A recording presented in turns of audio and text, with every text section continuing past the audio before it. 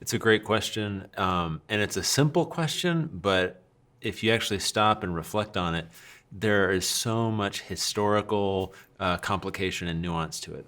And the most critical thing I think to point out is when we use the word slavery in the modern world, we're approaching that idea and the word itself of slavery in a fundamentally different way than the ancient world did, particularly the context in which the scriptures were inspired by the Holy Spirit, written by human authors. So when we approach slavery, for example, in Philemon, we're talking about slavery in the Greco-Roman world, and in particular in the Roman Empire.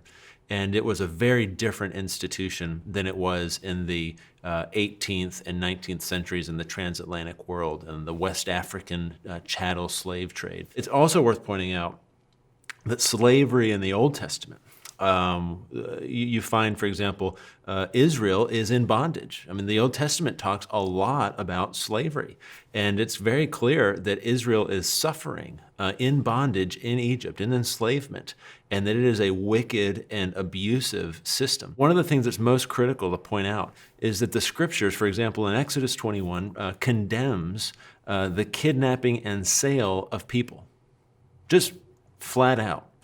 And the modern slave trade, the slave trade that took men and women from West Africa, kidnapped them, sold them, put them on ships, and brought them on the Middle Passage to the British colonies and then to the United States, and sold them like cattle, that is expressly forbidden by the Bible, which prohibits kidnapping and selling people.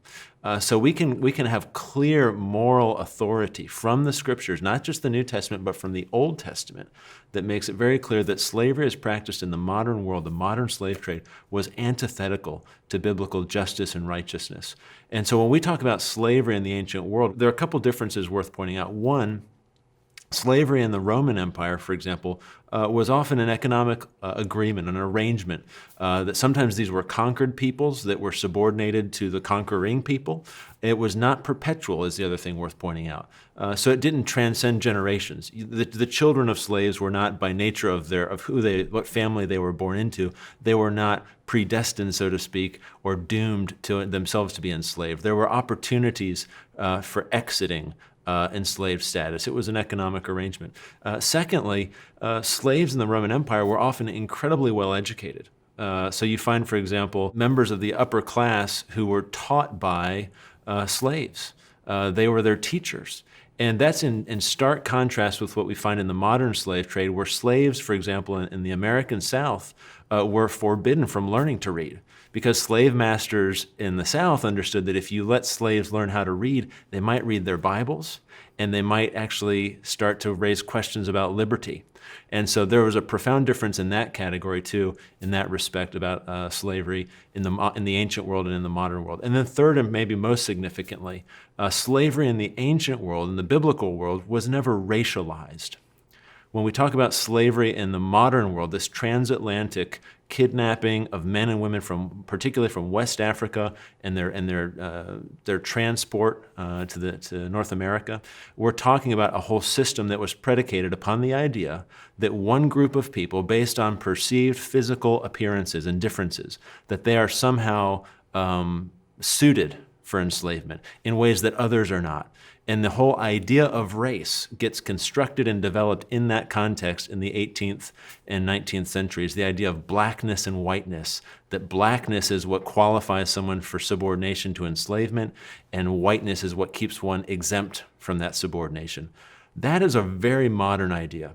And so when we come to the conversation about slavery in the Bible, when we read Paul appealing in Philemon about Onesimus, we're not talking about slavery as it existed in, say, Kentucky or Mississippi or Alabama in the 19th century. We're talking about something that was an economic arrangement in the Roman Empire. And nonetheless, even for all those differences, when Paul writes to Philemon, he calls on Philemon to receive Onesimus back not as his slave, not as his servant, but as his brother in Philemon. And so Paul understands that when two men who previously had an economic arrangement. There was an employer and employee relationship. As soon as this one man now, Onesimus, has been converted, he's been brought into the family, into the household of God, his fundamental identity and relationship now with Philemon is going to be one of a brother, not an employee, not even a slave, but as a member of the household of God. Thanks for watching Honest Answers. You can submit your questions by email, Twitter, or in the comments section below. And don't forget to subscribe to find out the answer to next Wednesday's question.